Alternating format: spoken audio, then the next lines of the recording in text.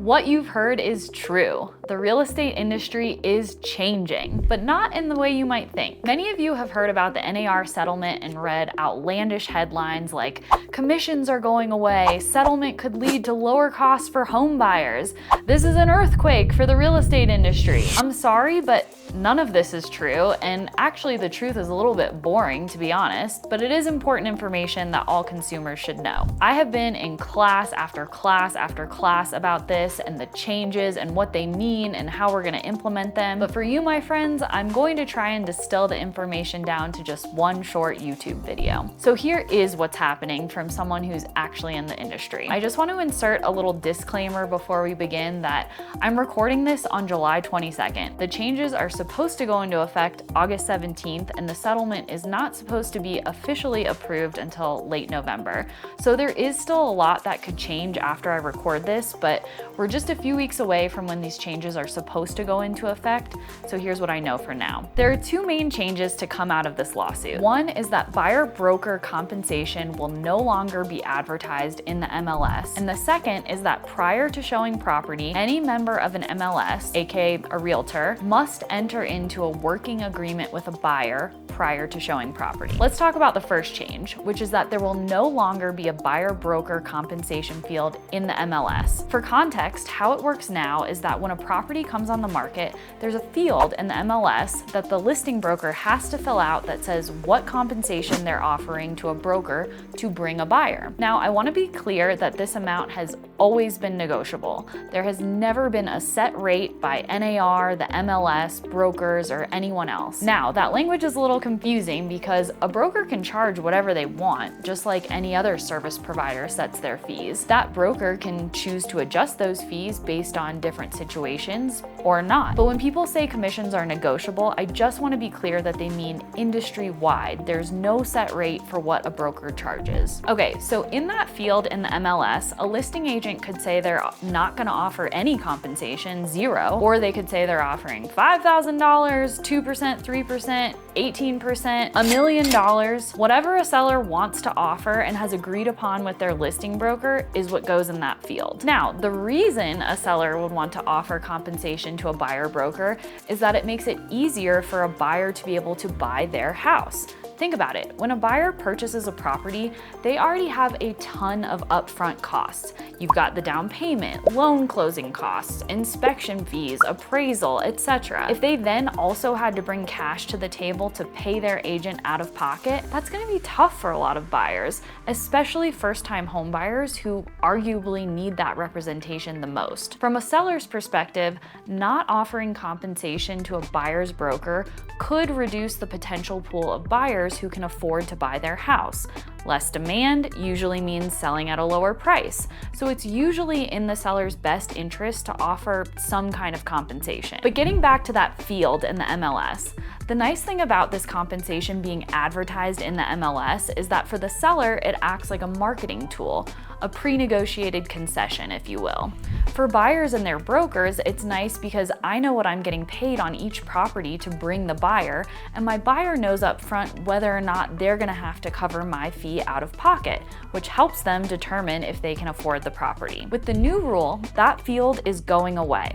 So we won't know upfront what, if anything, a seller is offering as a buyer broker compensation. So how is this going to work in practice? Firstly, this does not mean sellers won't pay commission or can't pay commission. They very much still have the right to offer that and use it as a marketing tool for their home, just like they always have. The difference is when a property gets listed on the MLS, buyer's agents will no longer know if compensation is being offered. Enter buyer agency agreements, where we establish compensation for services. Now, in Colorado, we've always had this. The difference is that 9 times out of 10, buyers didn't care what agents put in that agreement as their compensation because, as explained before, buyers could usually count on the fact that the seller was paying it. I don't think much will change in practice because of what I just mentioned about it being an advantage to the seller to offer compensation, but now buyers need to know that if you're signing a buyer's agency agreement with a broker and they charge X amount, if a seller or listing broker is not covering that entire amount, you as a buyer will be obligated to pay it as compensation for their services and representation. It's going to become more important than ever for buyer's agents to be able to explain to their clients the services they offer and their value and why they charge whatever fee they charge. Buyers should know there's different levels of service in the real estate industry. There always has been. Just like you could choose to go to an Outback Steakhouse for dinner instead of a Michelin-starred restaurant, or you could choose on your vacation to stay at a Motel 6 versus a Ritz-Carlton. Every agent is going to offer a different level of service for a different fee. Myself, for example, I can guarantee you'll always be able to find someone who will work for less than what I do. That's just the truth. If you want to find someone who will be the cheapest and represent you for pennies on the dollar, they're out there.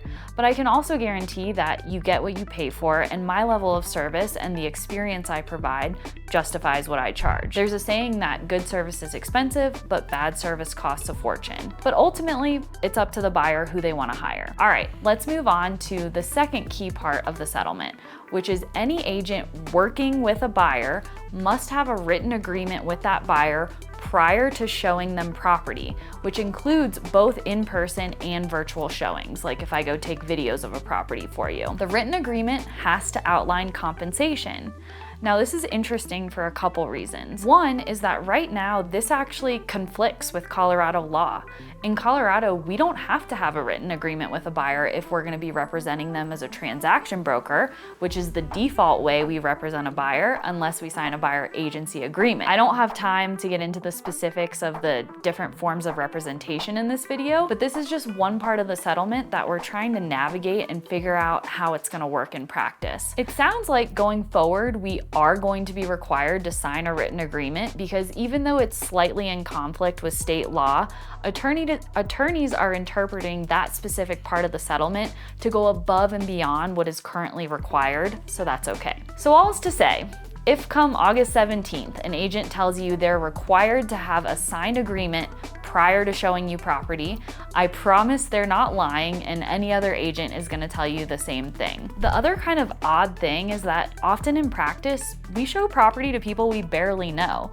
So asking them to sign an agreement stating that if they purchase this house with us, they'll be required to pay our fee, assuming the seller is not, I mean, that's a little weird, right? We just met. Like, you haven't built any rapport with this person yet or had a chance to show them your value. So again, that's where it's going to become very important for buyer's agents to be able to articulate their value. I'll end this video by saying this lawsuit is extremely complicated and realtors have to comply with all kinds of rules from the National Association of Realtors, their state associations, their MLSs, and state laws. We've not been given a lot of time to make the required adjustments, and I'm sure there's going to be some kinks to work out once the rules do go into effect. Everyone is scrambling to get in compliance and figure out how things are going to actually work in practice.